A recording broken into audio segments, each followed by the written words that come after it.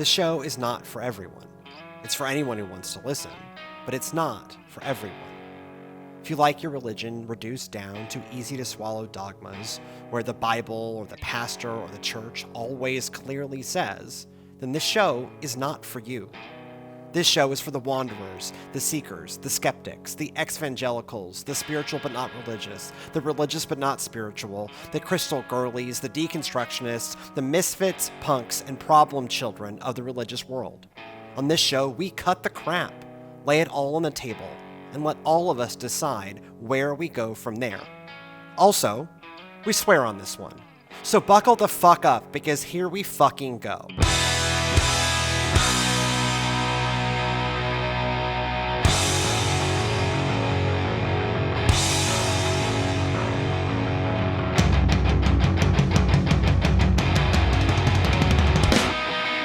Welcome to Cut the Crap, an intentionally heretical podcast where we attempt to have deep and honest, spiritual, dogmatic conversations about deep spiritual topics.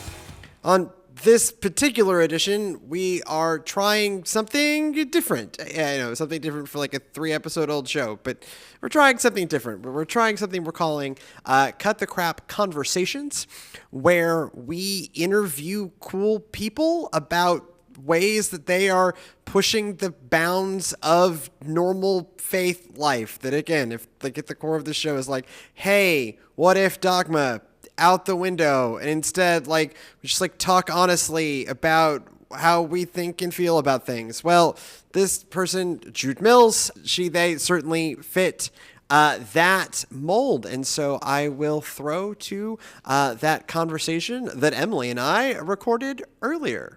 Well, I am extremely excited today to have on the show someone that I have listened to for quite a while, Jude Mills, who has another podcast, FKD Up By Faith, that is just very wonderful work and is kind of the same vein as what our show does, same audience, but other side of the pond. And so if you would give us just a brief introduction of who you are, what you do, and how your podcast came to be. Thank you, Emily. I am so very excited to be here, and I'm especially honoured to be talking to you in the day that you got your election results. So you've got smiles on your faces. Yeah, I'm not sure how much, that's a little bit crazy. Yeah. I don't know if it's just being stunned. Yeah. Stunned. Yeah. Yes. Yep. I was glad to have this conversation to look forward to today, I will say. No, I think that the next thing on my agenda is writing an essay called On Resistance. So if you want to understand my agenda for today, it is this interview, which I was overjoyed to have this morning. And then I'm writing an essay called On Resistance, right? That I don't know how it's going to be deployed yet. Yep. Yes. Yeah. Hang on in there. You have our sympathy and our support. Yes. Hi, I'm Jude. What am I? Yeah, as Emily said, I have a podcast called FKD Up By Faith. It arrived in my brain one morning. I woke up and I knew that I wanted to do a podcast. I knew what the title was. And I went to my laptop and I Googled how to make a podcast, because that wasn't my background. Yeah. And have learned from there. So that was a few years ago. I was in the middle of doing my master's in theology, and it became really clear that was going to be the subject of my thesis. And so I developed the idea into talking to people in a narrative confessional format about how they had been fucked up by their faith. And that can mean all sorts of different things. So it spans the spectrum from out and out spiritual abuse. And I've spoken to quite a few people who've suffered quite deeply in church contexts, to people who just don't get on with the church that they grew up in anymore. So it's quite a wide spectrum. But there are always things to say. And as I gathered interviewees, it became really clear that most of the people that were coming to speak to me were from marginalized communities. Turns out that Interesting. churches fuck Yeah. up people from marginalized communities. So, Right. queer Yeah. people. So, Yes. Turns out. Yep. Yeah. As it turns out, this is not a place where we should be better, right? Theoretically, the grand pitch. This has been something I have a lot of my friends from seminary who did not end up pastors. This is the conversation of like the pitch on this. It's the kingdom of God. It is this collection of people who are so committed to being better that it's going to be better. Like this is the bet. Like this is the best place. This is, a church is an outpost, the kingdom of God. And then weirdly, we tend to fuck up along the same lines as the rest of the world. Weird. Mm-hmm. Yep. So fucking weird. Yeah, so I finished my my master's degree last year, and then for reasons of, I don't know, insanity, decided that I was going to continue my research and do a PhD. So I'm now a postgraduate researcher at the University of Glasgow, and the podcast continues to be my research. So I'm in that phase of working out how the ethics of that works, using podcast as research for theological in a theological context, but also using very personal narratives. So there are a lot of kind of ethical stuff around the journalism of that, but I'm not doing journalism. I'm doing theology. So that it gets a bit complex. In addition to that, I'm also an ordained interfaith minister. And to complicate things a little bit further, I'm an Anglican, member of the Anglican faith, and have served as a lay minister in the church until they heard my podcast and then decided that I wasn't allowed to do that anymore. And then surprise, didn't get to anymore, huh? It's wild. Especially, I think the topic of church abuse ends up being weirdly a really sensitive topic. And so to the degree that you're comfortable, how, like, I love the like divine struck moment of like, this popped into my head and away we went. What put you on the path that this is to you the topic that needs to, what is rapidly becoming your life's work? Like how did this end up being that topic? Oh, the short answer to that is I have no idea. The sure. the supremely churchy answer would be clearly the idea came from the Holy Spirit, right? I literally woke up with the idea fully formed. And the title, and I knew that this is what I needed to do. And over the course of the past few years when I've been doing this, realizing through all the experiences that I've had with church and with the authorities in particular in the church really not liking what I was doing, that, this is my ministry. Yeah. This is the ministry. I don't need to be doing that thing in the church. I need to be here. So where that came from, I don't know. But clearly, something is guiding me in that direction. Kind of the right person, right idea, right time, person with the right amount of spunk to do it. Yeah. Okay. But also, and clearly this is a ministry. Yes. Yeah. Go ahead. It's taken me a little while to kind of really reconcile myself with the idea that that's exactly what it is, and that the other forms of ministry that I was trying to get a foothold in were not it.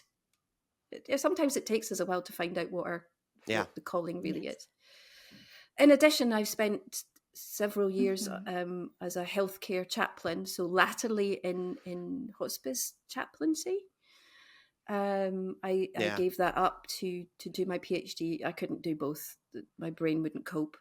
But and so people at the end of their life needing spiritual support in whatever form it takes, a lot of those people were telling me in different ways how church or church leaders, pastors, ministers, priests had let them down at some point in their life. And sometimes it was really bad. It wasn't just in the usual ways that people feel let down. It was, verging on, if not what we would now describe as spiritual or religious abuse. And so I recognized that I needed to know more about this. And then I needed, and what really actually pushed me to do my master's in theology was needing to go more deeply into the theology, into Christian theology, and understand what was harmful about that.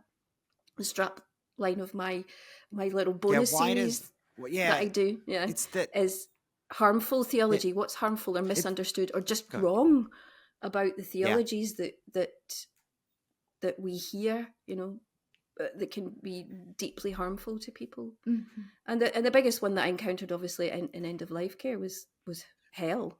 The people who'd been brought up in those those environments where hell was an absolute 100% distinct possibility to them. It's not my theology, but I had to understand it in order to counsel them. Mm-hmm. And I love that out of that space, you've created a place for people to share those stories and to heal from those stories. You've created this genuine place of reconciliation, of healing, of deconstructing their theology. You've given people permission to do that through these interviews. It's really beautiful. It's why I love listening to your podcast. And I have loved your spin-off podcast. We know about spin-off podcasts. Yes. This is sort of one. Yeah, this is one. That comes out of conversations. Yes. I would love to hear more about what inspired the Unfucked podcast that you do, because I love listening to that too. It's not just, this is what Christianity is not, and then you just leave people hanging. You're going through and redefining very important theological themes for us. So I would love to hear more about that as well. Well, partly that's just my intense geekery. I'm on the autistic spectrum, sure. so anything I do, is I'm going to do quote unquote properly. So deep dive. I need to understand the depth of the theology about everything. And so quite often it's the internet that provides me with this. So a recent example was the one I did on baptism, and Russell Brand, the stand-up comedian, got himself baptized back in May.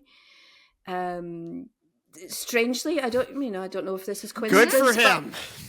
But he, he'd been accused of sexual assault and other things, and then suddenly became a Christian. Whether they're related, I don't know. But then, just a couple of months ago, he decided that it was appropriate for him to be baptizing someone else, and a lot of the questions that I was seeing in my social media feed were, is he allowed to do that? So often the internet will present me with the question, and I'll run with it. So is he allowed to do that? No, but also nobody's going to stop him. Anybody can wade into a river. What's allowed? Like, at some point, what is the concept of allowance? Yes, exactly. Yes. I mean, so I broke that down into, if you're a Catholic, in an emergency, if you're an Anglican, definitely not. If you come from some kind of wild breakaway free church situation, then maybe, I don't know. And so I was able to use that as an anchor for what I was talking about in that particular podcast. Other ones, it often comes from criticisms of Christianity or Christians that I see that really frustrate me. When you see the kind of statements, well, Christians believe that, and you think, not all Christians. Not Yeah. No. So I mean, the show that we are doing right now, literally one of our like. We did this, very us manifesto video about a month and a half ago now. And core to that manifesto is we are so tired, so fucking tired of having to go, hi, I'm a Christian, but not like that. Jesus that. Christ, not like that. Yeah. Not like fucking that. Mhm. And so, no, I'm with you, right? Like this is, it's why, the episode that we aired last week in the run up to the election, last week when we're recording this, not last week when you're hearing this, went live on Halloween. It was literally called Forgotten Country, where we're like, fucking no to Christian nationalism. Like that's not that is not. It is definitely nationalism, but it's not particularly Christian. And so, yes, I feel that instinct profoundly. And it is a lot of like it. And for me, I've spent the past, decade and a bit leading churches. I think Emily and I, between the two of us, have about 50 years of ministry experience between the two of us. And she's nearly 40 and I'm 38. And I spend a lot of my life previous to this not able to say those things, or feeling unable to say those things of like, yeah, I know that's the commonly held understanding in X kind of, especially here in the States, like ambient mainstream Christianity, but that has often very little to do with the faith as handed down to us by the New Testament, or the faith as handed down to us from our very rebellious ancestors, or for me as a Methodist pastor, handed down for us from John Wesley, who serially got kicked out of everything for being kind of an asshole. I love him. I literally have him tattooed on my body, but he's an asshole. We are a religious movement founded by a serial asshole, rebellious asshole. So no, like that's not us. Right. No, 100%. And I really liked your episode. Oh yeah. Yeah. I loved your episode about someone had challenged you about, if you are a Christian but not that kind of Christian, why still call yourself a Christian? Why still use the term Christianity if you have strayed so far from what mainline Christianity is? And so that was a fantastic, wonderful. Everybody should listen to it. I agree. And we're not the ones who've strayed, guys. Just to point that out. Right. Yes. No. I think that is that. I mean, that's the similar end where I end up of like, I used to call I did a lot of work in international development, and I used to call myself a missionary. And this would really piss people off because I was not like handing out tracts on the street. And my work, although like involved like forming spiritual community, did not involve the like saving of whatever the fuck it means to save a soul. Like I was not really focused on the saving of souls. I was largely focused on like asset-based community development, often from a spiritual context. But I deliberately called myself a missionary. And I knew what I was doing. It was like a little like tweak their nose of like, no, this is mission work. This is what it like.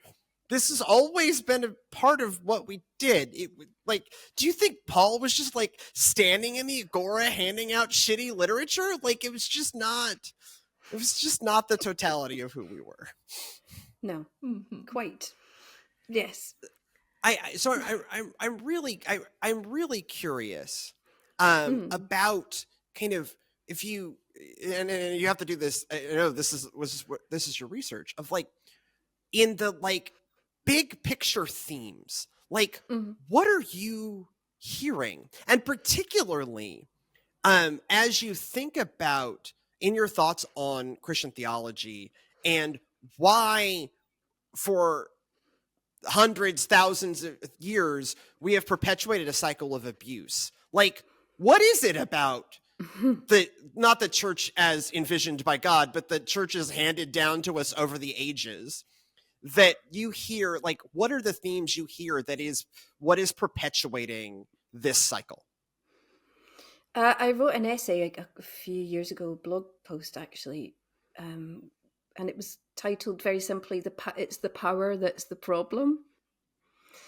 It's not the theology is not the problem; it's the power, and Right. the way that the way that it's used. So we can cycle that back as far as the Roman Empire, really, in terms of how these teachings were disseminated and who was making the decisions about what the teachings were, which of the scriptures we were going to have in the canon, who was going to get to be a teacher and who wasn't. And none of these things existed in early Christianity. Mm-hmm. None of them. The followers of the way of Jesus were very much in the vein of being followers of the way of Jesus, literally, and were less concerned, deeply unconcerned with power, actually. And we see Jesus time and time and time again in the Bible rebuking everyone for their misuse of power, including his own followers. When they sort of clamor to, can we be, can we get to sit beside you? And he's like, who gets to sit the best seat? Can I have this best seat? Is he gonna get the best seat? I don't know. And I love that when you see Jesus you can just kind of see his eyes rolling, going, right, should we start from the beginning again? The first will be last. Okay, let's roll it back. Take it from the top. First will be last. The last will be first. Guys, this is an aside. I marvel at the patience of Jesus, because I would have hit them at some point. You can hear, especially I think in like John's gospel, you can hear Jesus' eyes just roll of like, oh, for God's sakes. And God, this is how we know he is truly the Son of God, is that he put up with that shit. Although, I kind of like the bits where he I guess he doesn't ever lose it completely, but the rebuking, I think I really enjoy. Yep. Sometimes it just says there's he rebuked them. They don't go into the details of how he rebuked them. It just says he rebuked them. But I can kind of imagine, I can sort of fill in the gaps. And I love, the accusing people of being heretics and hypocrites and calling them a brood of vipers. And, he doesn't pull his punches when he's speaking truth to power. Yeah. And ultimately, for me, that's the fundamental message of Christianity that I kind of fall back on, is that continues to be our responsibility. If you call yourself a follower of the way of that man, that's what you are kind of required to do. And that's deeply at the heart of Methodism, isn't it? Yeah, I mean, yes. Yeah. And this was, I think a really big theme of our, I kind of opened our most recent Cut the Crap show with my essay about why Constantine fucked it up. That the real problem begins with the Emperor Constantine. Right. That like we went from being this and we went from being this like religious group that was being killed by the Romans. We went from this just kind of deeply like scattershot, like under the thumb of empire, Jesus, we wear as our symbol, like a imperial execution device, as if to say, fuck you, empire, you've got nothing on us. Right? That's great. Love this instant. Couldn't love it more. But then we became the empire. And in some ways, for 1700 years, we stayed the empire. And that I mean, I think I profoundly agree with you. Of like, yeah, that seems to be the instinct where we've gone wrong, right? And then we, build these really power serving theologies about, men of God and leaders. It's usually men, unfortunately, men of God and their spiritual power, and I'll never forget. I did. Early in my ministry, I did kind of a deep dive into a lot of the documentation around what happened in the Northeast United States with the Catholic Church, the kind of history of abuse there. Yeah. And it's the movie Spotlight, by the way. Well, if you want to like a 2-hour version starring Mark Ruffalo, to wrap your head around it in a fairly watchable yet deeply impactful form, I recommend it. But so much of those stories of abuse begin with, well, it was the man of God, and that as I listen and read stories of abuse, so often it is perpetuated by, well, I mean, this is God's dude, and this is what God's dude said. And so you're exactly right. Like, it is that power structure that then we build theologies and theologies and theologies that ain't got shit to do with the Bible on. Well, I just believe that he was the man of God, and if the man of God said X, then Y. Yeah, and as you mentioned earlier, it is invariably men, which is one of the first mythologies that they created, created around who could serve God as a minister, who could participate in the Eucharist, who could get up and talk about God to other people, and that perpetuates in churches now. Yes. Questioning the right of women to be teachers, questioning the right of women to be ministers, questioning participation by the women in any way, shape, or form other than in children's ministry or women's ministry, or or whatever it happens to be. That and it's baffling to me why we're still doing that in the 21st century, and I have deep fear around the retrograde step that your dear country may be taking politically that will continue to perpetuate that. Yes. Yeah. Yes. It is. It was on my. I want to be clear. It was on my mind before this morning, as I am, trying to very strictly adhere to my morning routine as to not lose my mind. But I think about that. I think about that a lot. That, and my prayer for myself is that whatever the fuck is about to happen, simply gives me more energy for this work of trying to say, yeah, fuck that. Yeah. Yes. As a woman who woke up in this country, and one who is heterosexual and has socially acceptable pronouns. Right. Yeah.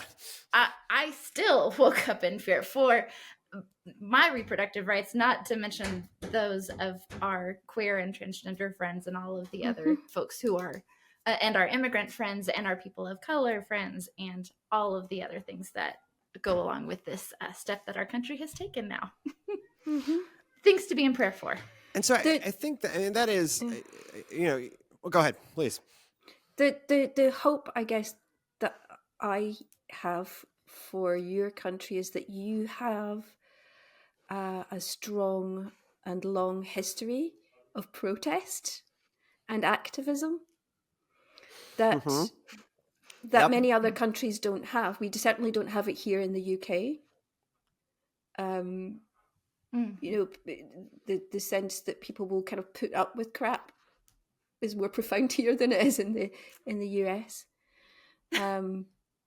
I mean, And one so of your most famous contributions to modern Western culture is keep calm and carry on, which is literally, Absolutely. we are going to maintain our daily routine as the Germans bomb the shit out of us. Yes. God bless. Yes. And it also includes copious cups of tea. Yeah. Yeah. Tea. So and this is obviously, so the weird tea thing. Okay. So this, I got like weirdly obsessed with, well, tea. And so it turns out that actually there is a direct link between the utter cultural obsession with tea drinking and World War II. That one of the ways, like, it's not that tea drinking didn't exist before that, but the like, yes, we're going to constantly drink this stuff, is actually somewhat comes out of coping with being bombed by the Germans.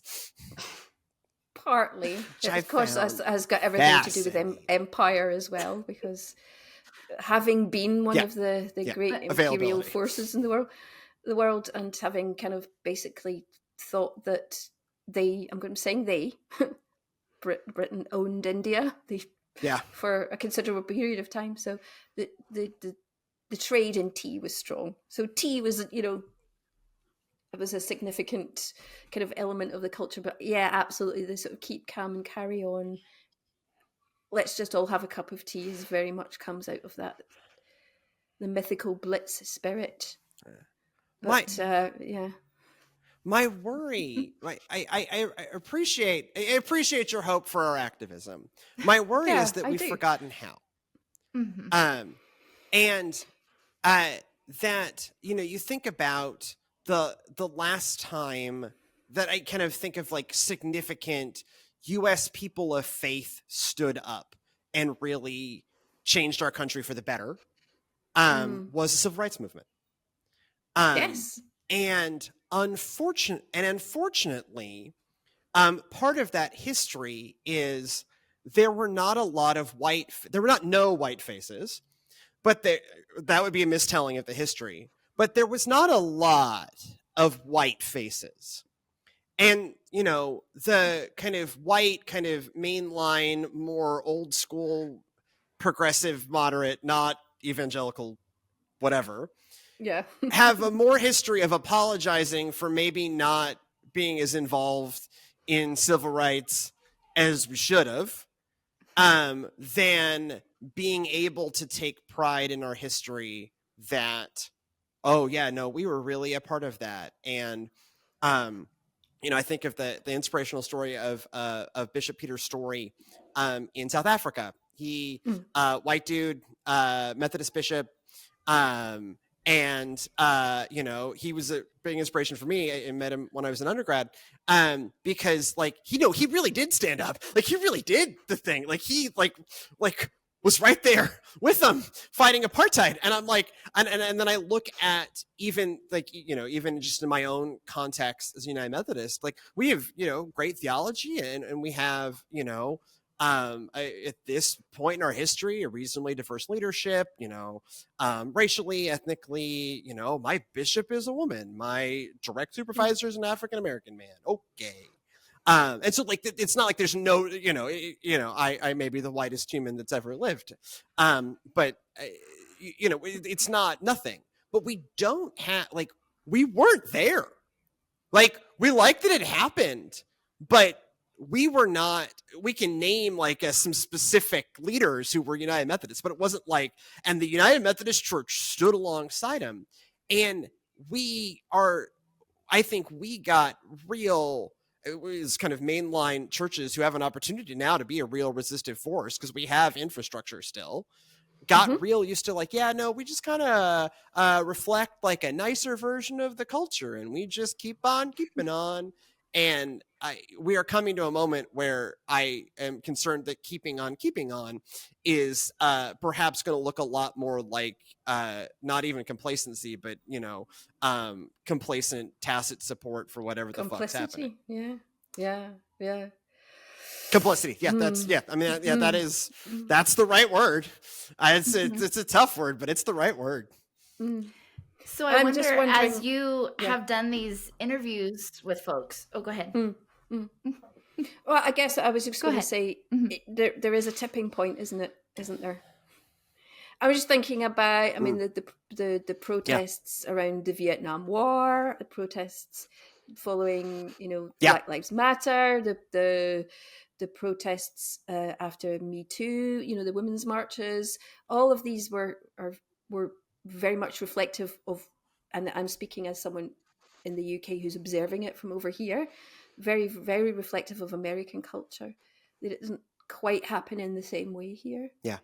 But neither does the extremism, of Christian nationalism, and the storming of the Capitol. Yeah, I mean, that kind of stuff, right? Well, it hasn't happened for 500 years. Y'all managed to send the Tories out on their ears. Like y'all managed to kick them out. We were kind of I think some of us were praying. Some might argue that we didn't get the party that replaced them, or not that much different, but Sure. It's the lesser of two evils, and there were some extreme right wing factions in the Conservative Party that were worrying, and so for that reason we're kind of glad we have the government, but they're definitely not everything that we might wish they could be. But yes, maybe I was speaking to my dad about this. My dad has been very involved in Scottish politics, and we were watching some of the American election coverage last night, and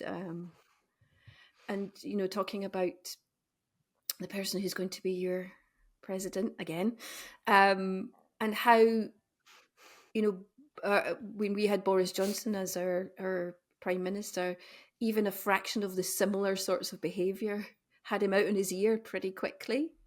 He didn't get away with it that we are deeply intolerant of what is perceived as immoral behaviour here. And long may that continue. And amen. Yeah, long may that continue. I think we had a cultural understanding that was something that was true about us too. Yes. Yeah, and then that didn't turn out to be accurate. It is. Yes. And I also, I think there is, this is actually, I have this long and convoluted thought that the rise of whatever the fuck is happening is in some ways directly the church's fault.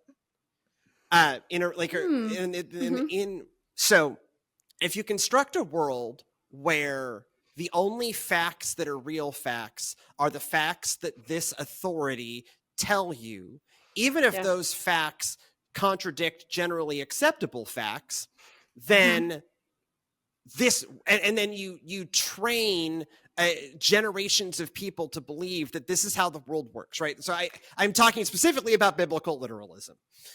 So and its relationship to science or non-science. If you bring many generations of people up on, I know there are dinosaur bones fucking everywhere in this country, and you can go to any science museum and look at this, and you can, even just look at, there's an exhibit at our science museum that is just like a whole bunch of ape skeletons ending in a human skeleton, and you can just really see like right there in bones, it's just a spine bending upwards, right? Or there is a gorilla in our local zoo who I have a deep relationship with. His name is Mike. And I can look in Mike's eyes and I can see something I profoundly recognize. I love Mike. It's a strength that's been true for a decade. And so, but then we created, and it's not any of the three of us, but the capital C Church created this theology that says, no, ignore all of that. Ignore all evidence. That evidence just there to test you. Just there to test your faith. What really is true is that this vague poem about the creation of the universe written, let's go with 2,700 years ago. It's a beautiful poem. Love Genesis 1-2-3. Yeah, it's beautiful. It's great. But it's a poem. It's like a big picture poem about God ordering the universe. It was not like a scientific document, you goddamn idiots. And like, but so we created this world that the like post-factual era that enables all of this other stuff. Well, I think really begins in church, begins in a Christian theology, in a like hyper literalistic, ignore all other evidence theology. This is the next step of the man of God said so. Yeah. And so we could do another spin-off podcast from this. It's, instead of fucked up by your faith, it's fucked up by your government, right? Like we made this. Or just the stuff we fucked. Yes. Well, this is the broad range of things we fucked. It's something which is kind of, I mean, we do have conservative evangelicals in this country, and we have people who are biblical literalists. What we don't have in any measurable capacity way is Christian nationalism. It's just not a thing. It's extremely weird to witness. You know, that what we do have, however, is an established church, right? So the Church of England is the official church of Britain, of the UK, of England, and the king is the head of the established church. I mean, it's all very nominal, and you know, and people who are looking on at it might think it's really quaint.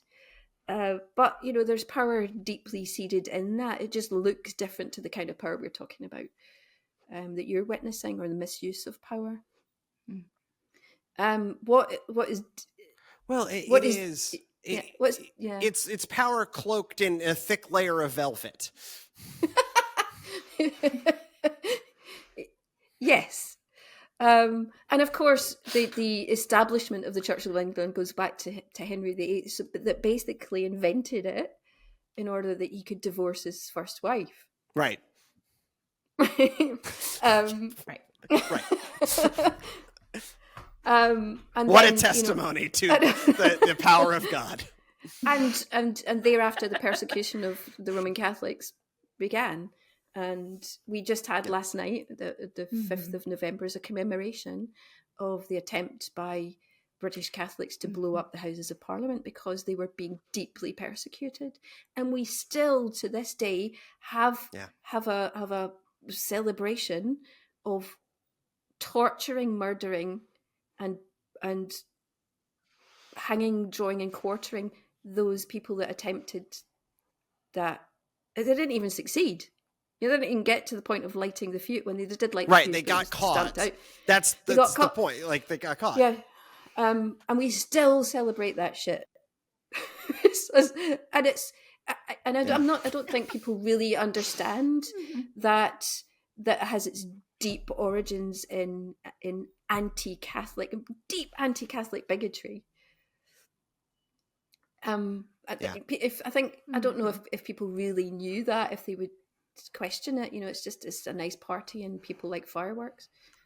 But I don't participate in it because I know I understand it. It was like a and certainly the medieval Catholic Church was hardly someone we hardly a force in the world we should be rooting for either. But the persecution, the persecutions of the individuals and the all the like land grab shit that came with the closing of the monasteries, and it was this like massive power grab that then wrapped up in religious persecution, that then wrapped up in a lot of people getting hurt, killed, displaced. And meanwhile, at the same time, and Guy Fawkes Night is this like wonderful party with fireworks. Oh, it's dreadful.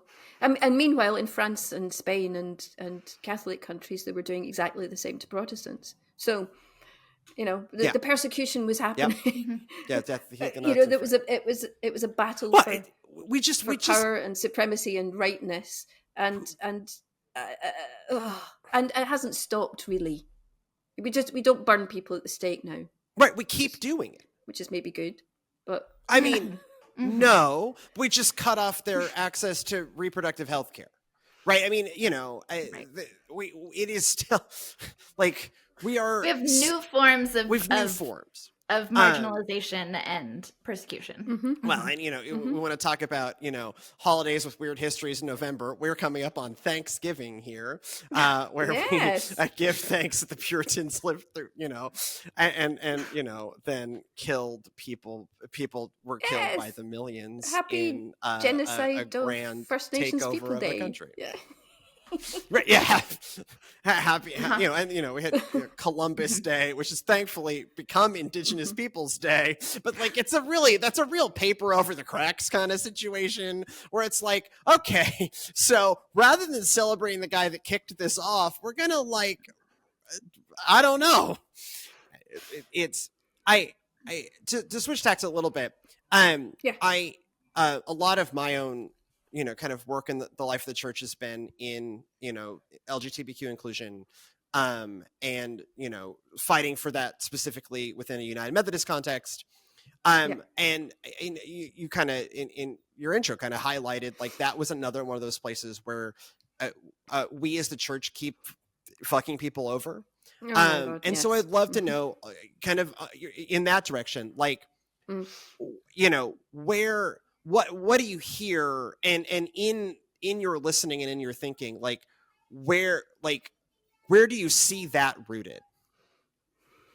Where do I see the exclusion of LGBTQ people? The theological, well, where do you see the theology is just fundamentally why wrong. do we keep fucking up caring for yeah right, sure, yes, okay, yes and this is the hill that I will die on. It's it's a non-negotiable as far as I'm concerned. We have an organization here in the UK which is called Inclusive Church, and churches from any denomination can sign up to it and put themselves on the list to say that we are inclusive. We're they're supposed to be affirming. Some of them have work to do, but at least the churches and the people that govern them are saying, we want to promote inclusivity in our congregation and in the way that we worship. But that's a minority of churches. What you see, and you see it outside pretty much every church in the world, don't you, is a sign saying all are welcome here. And I kind of want to write underneath. Yes, always. Really? Asterisks, maybe not. Yes, yeah. Read the tiny print at the bottom. And a number of the people that I have spoken to. All are welcome, assuming you're willing to sign on to a very specific set of documents. Yeah, I'm a member of an inclusive church, so I probably wouldn't kind of voluntarily go along to a church that wasn't signed up to at least some kind of measure of we're okay with queer folks. But I know from the people that I've interviewed that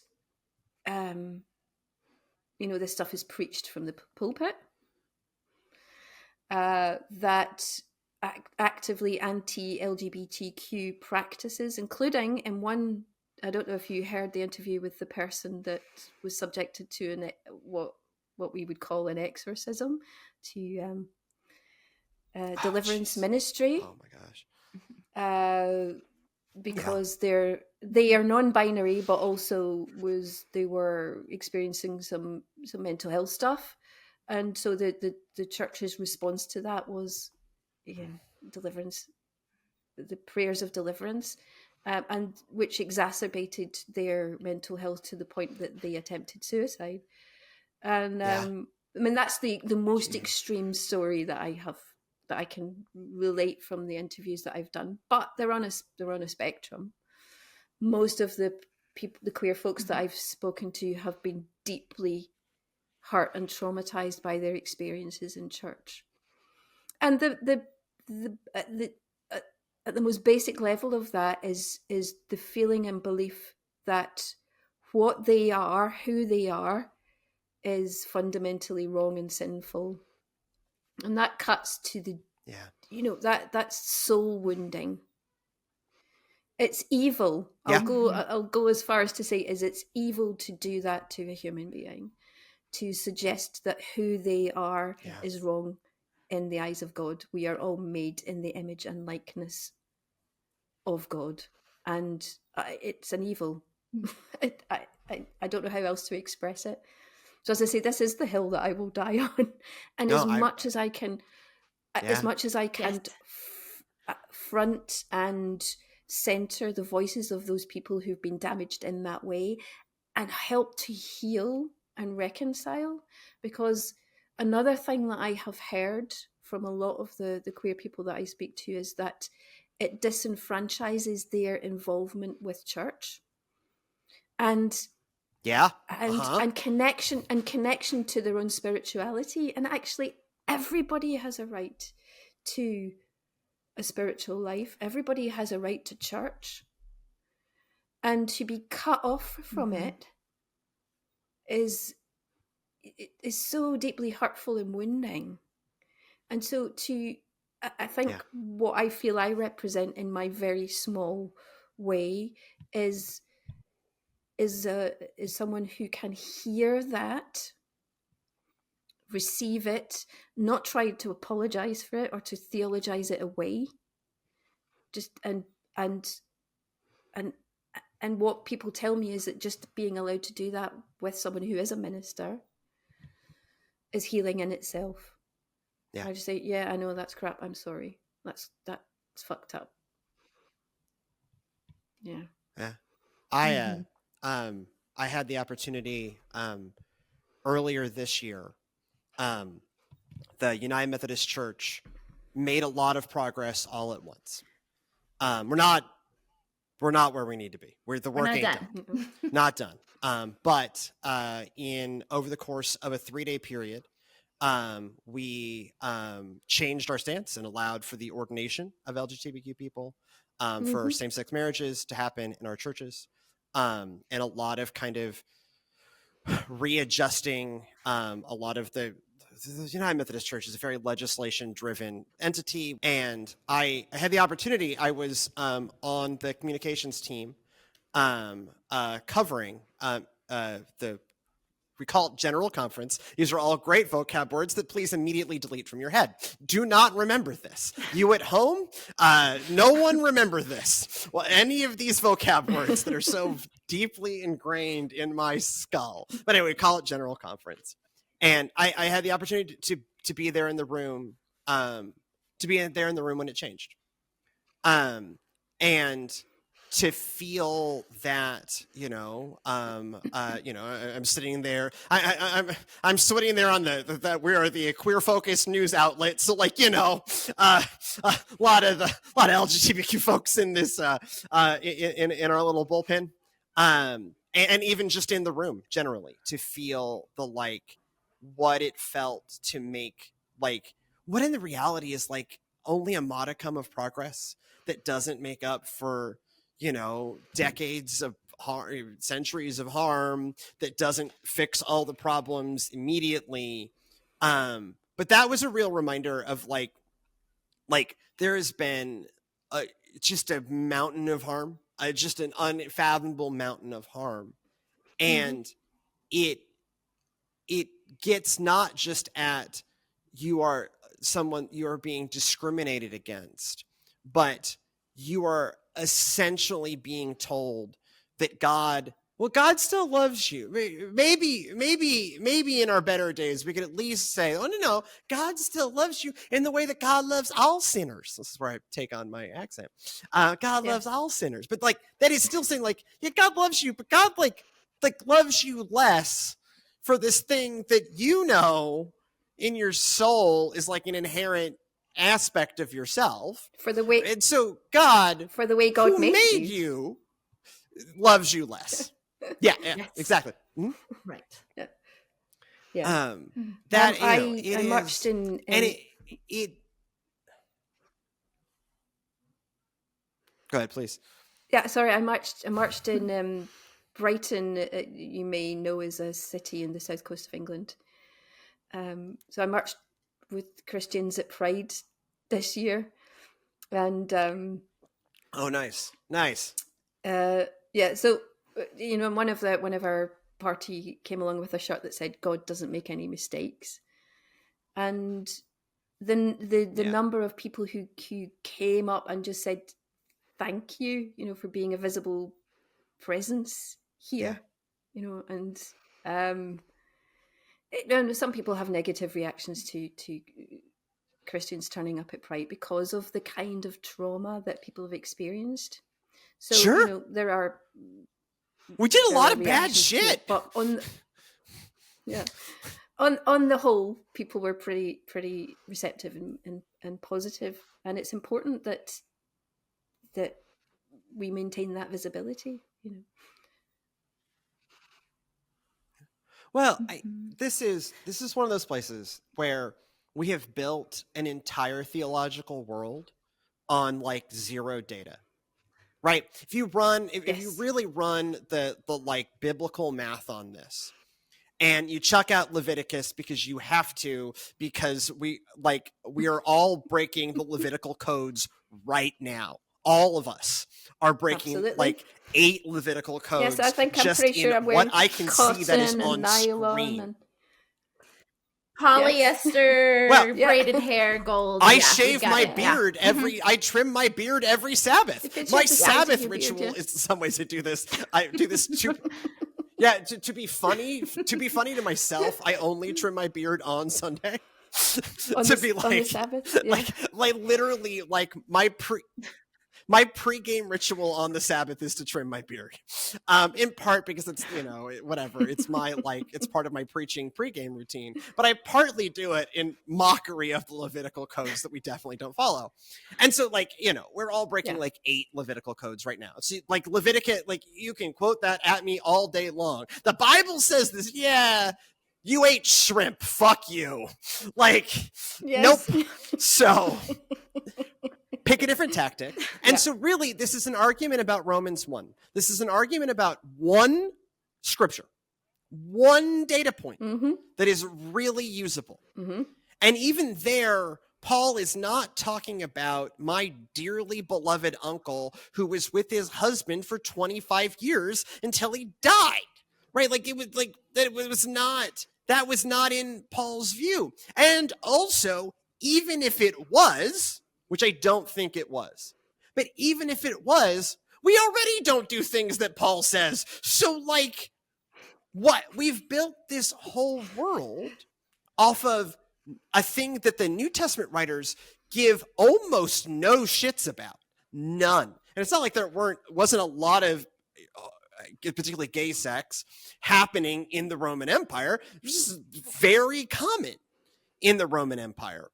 Well, goodness. Well, while he finishes up that argument or finds the internet again, thank you again so much for coming on. Are there any final thoughts you'd like to say or things you would like to plug? Places that people can find you, upcoming things that you have going on? Well, I am immersed in PhD world at the moment. People can find me at judemills.com. The podcast is called Fucked Up by Faith. Fucked is spelled with FKD because if we spell it the proper way, we don't get found on the internet. The internet gods don't like it. Yeah, the internet gods don't like that. I'm not interviewing at the moment, just while we get the ethics sorted out about interviewing people for PhD, because academic ethics are really rigorous. But I am doing my little bonus series called Unfucked. If anybody's got an idea for me for theological ideas which are harmful or misunderstood or just plain wrong that they would like me to deconstruct, give me a shout. I would love to give it a go. Thank you so much for joining us on this journey. Jude is awesome people. We're so glad to have them on. It was awesome. My internet just died right at the middle, and so I didn't get to finish my, I'm sure, deep and profound point about the Roman Empire, something that is always on my mind. If you have thoughts about what this show or anything else you've heard, email us, divineprovisionsco@gmail.com. That is divineprovisionsco@gmail.com. If you hate what you just heard and want to send us nasty mail, I have recently been called a sodomite on the internet. It's great. It's great. It's going great. If you want to send that kind of mail, by all means, email us, thedivineprovisionsco@gmail.com. That is thedivineprovisionsco@gmail.com. We are indeed the Divine Provisions Co., and we need your help. Like, comment, subscribe, share, leave us 5-star reviews on Apple Podcasts if you'd like to financially support what we are doing. It takes money to have podcasting services and memory cards and cameras and studios and all these things. You can go to our website, divineprovisions.co, and find out how to do that. If you want more of what we do here, either more Cut the Crap, our short form content, our other shows, How to Restart a Church and the Goodness of God, all of that can be found largely at Divine Provisions Co. on many things, on YouTube at Divine Provisions Co., Facebook /Divine Provisions Co., Instagram at Divine Provisions Co., and TikTok Divine Provisions C. That is Divine Provisions and the letter C. And then our website, divineprovisions.co, and that's it. We're never going on Twitter ever again.